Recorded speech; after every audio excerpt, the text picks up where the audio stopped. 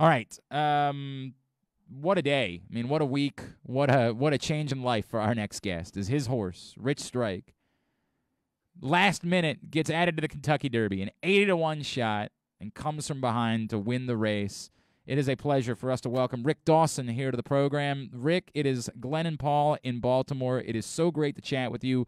Congratulations, and thank you for taking the time for us. No problem. I appreciate the invite. It's great to hear from you, Rick. You know, I'm sure you've noticed this over the last couple of days. There has been almost a national obsession with your horse and what this horse did and where it was in the race coming into the final turn. And people have used it as almost sort of like a motivational cry to say, hey, no matter where you are in your race, it's not over until you get to the finish line. Have you seen the way that this horse has captivated the country and beyond the excitement of winning a Kentucky Derby? Has it meant maybe even a little bit more to you what this horse has done to capture the imagination of this country? Absolutely. I've witnessed it. I've watched, highlights of people yelling and screaming, and then I've received texts and emails and et cetera, phone calls from just, folks from all over the country, some from other countries. It's been an amazing time, and I agree. I told people, I said, I no longer am the owner of Rich Strike.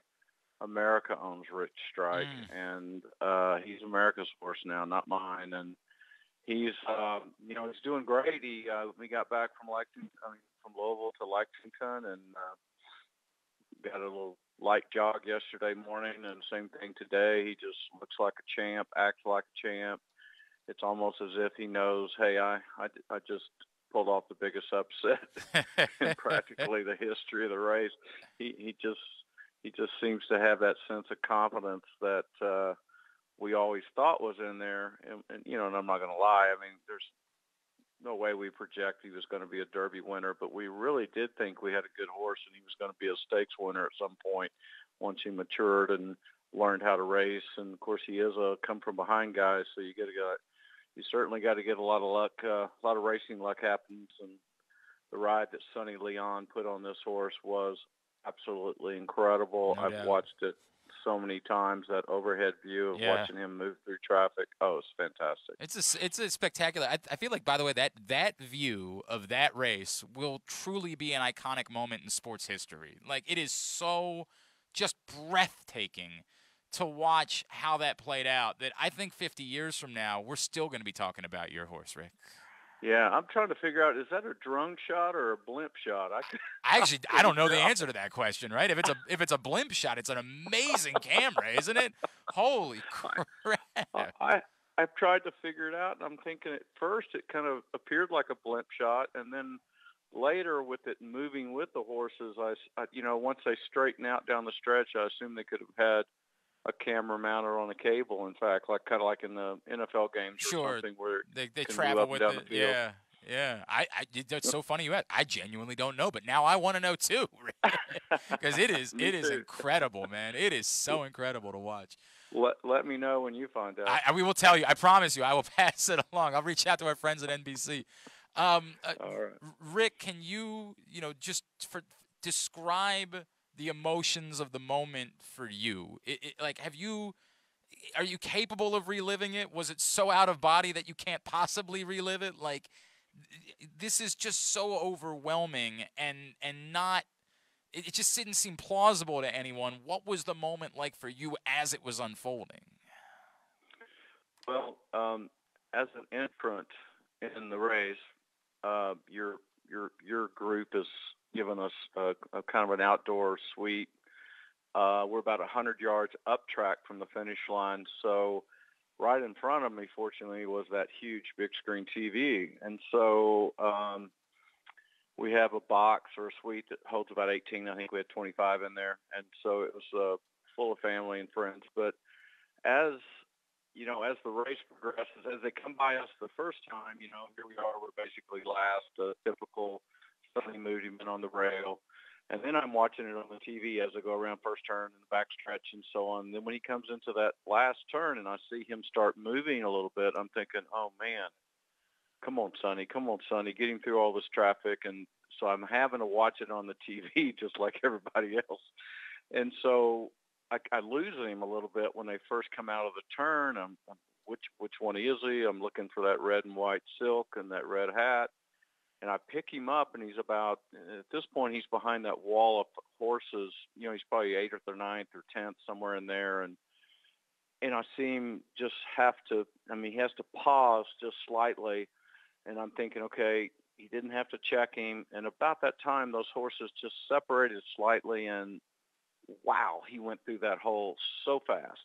And I thought, oh, man, we got some horse here. And then he came up on Messier, and Sonny either could go rail or move him to the outside. He moved him to the outside and then right back toward the inside, because as you guys have watched Derby races like I have over the years, horses get tired and they tend to kind of fan out just slightly to the middle. And with the epicenter in the middle and Zandon coming on this outside, it's not unusual for the jock just to let them float out a little bit. And, I mean, they're not really blocking. It's just part of gamesmanship, I guess you can call it. Well, Sonny knew that hole was going to be on the inside, and he pointed it. And then when they came by me, we were in third. But we're moving, and I'm thinking to myself, we're going to hit the board. We're going to hit the board. And I'm looking by that, just split second, they're kind of past me, and I can't really see them because of the crowd. And so I go back to the TV, and now we're in second. And then he keeps going. I was going, we're going to win the Kentucky Derby. And holy cow, we were 4 feet off the ground after that. It was the most amazing day. Family members and friends, it was complete jubilation. It was unbelievable. Unbelievable. Oh, it's so cool. Rick Dawson, owner of Rich Strike, with us here on GCR. Rick, as you mentioned, the horse holding up well. We talked to Eric the other day, and he said, look, we believe he can turn around and do this. Are you confident in, look, we're on pins and needles here in Baltimore. Are you confident this horse will be running a week from Saturday in Baltimore? Well, I'm confident that he could and he can. We're just giving him. I mean, literally, we've had him on the track, and he's just done a couple of little jogs.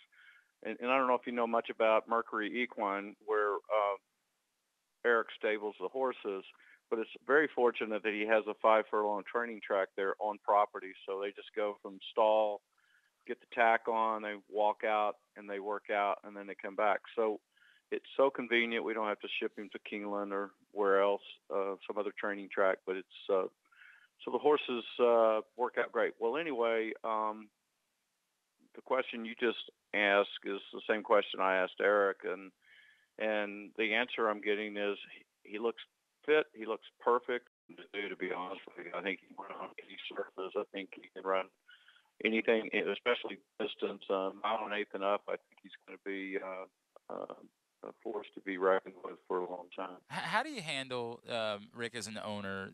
Like this is a first for you, and this is obviously, this is changing your life, right? Like this is a Kentucky Derby winner. Then you have an entire sport that wants the breath of the possibility of a Triple Crown winner, that wants that juice and kind of needs that horse. It's not just here in our city, but the sport as a whole. Like they wants that. How do you measure those two things as you make your decisions? Needing to do right by the horse versus understanding that there's an entire sport that's waiting with bated breath for your decision. I understand completely. Eric has actually done, his father was a trainer, and then Eric Reed is 30-some years or whatever, 40, whatever it is he is. And so what we've done since day one, and when we first met and we sat down about a strategy on how I wanted my horses trained, the type of horse we wanted, all those kinds of things, we talked about the fact that whatever the horse tells us is what we're going to do. It's I don't want a situation. My ego is not very big, and so my deal was, if I'm coming into town, I'm not going to call 3 days before I'm coming into town and say, hey, I want to see my horse run. No, that's never happened. We got a schedule, and we got a plan, and we stick to it very tightly, and that's what we've done. And so every decision we make about Rich Strike and our other horses, are they ready? Are they fit? Do they, are they prepared and ready, and ready to run? And then it makes our decision pretty easy because the horse tells us what he needs to be doing, and that's what we're going to do. We'll know tomorrow morning after his work what we want to do. He seems absolutely perfect right now. The vets have checked him every day. They just it's basically thumbs up. So. Well, I'm not trying to sway you, but I will tell you there is nothing like being the Kentucky Derby winner coming to Baltimore, man. Like it is, you'll feel like you're the king. There is just nothing quite like being the Derby winner in Baltimore. You are treated as though you are some amalgamation of Paul McCartney, Beyonce, the president, like all just wrapped up into one. The way that you'll get treated here in Well, Baltimore. it's the obvious choice. It's a dream of mine. It's a dream of my trainer. It's a dream of everybody at the farm. It's America's dream, as you brought up. Yep. Absolutely, it's not something that we're taking lightly. We're going to absolutely, um, you know, give it every consideration. And and again, like I said, I think Richie. That's his By the way, nickname. I love. Oh my God, Eric always referred to him as Richie when we talked to him. It's my favorite thing ever. It is my absolute favorite thing, Rick. It's Sonny. Sonny nicknamed him Sonny Leon, or Jock nicknamed him Richie. And of course, in Richie in Venezuelan is Ritchie, and so I've been changing it from Rich with a Y to Richie. And because when he says this is a Richie. Richie, I got lots of horses. Richie was ready to, I just love listening to Sonny talk because his English has got that accent that's just perfect. And, but yeah, I think it's up to Richie. I'll just put it that way. Yep. And we'll know tomorrow. All right. Well, we'll be looking forward to it if it works out that way. And before I let you go, Rick, can you just, on a personal level, what this experience has meant to you in your life? I know you've been very successful in business but this is a different world, man. Like this is. Oh, absolutely. This supersedes anything and everything I've ever done in business. That's for sure. I think what I'm starting to notice more than anything else. I mean, I'm 65 years old, and this is such a great thing, and feel very very fortunate that it happened. But I think what I see in this is how it's not only life-changing for me and Eric, but our families, and extend through children and grandchildren. And this is something that'll cross over generations long after I'm gone. And, it's going to be Grandpa owned Rich Strike, or great-grandpa owned Rich Strike. And I think that that's what's really, really cool is that this will hope Rich Strike will outlive us all.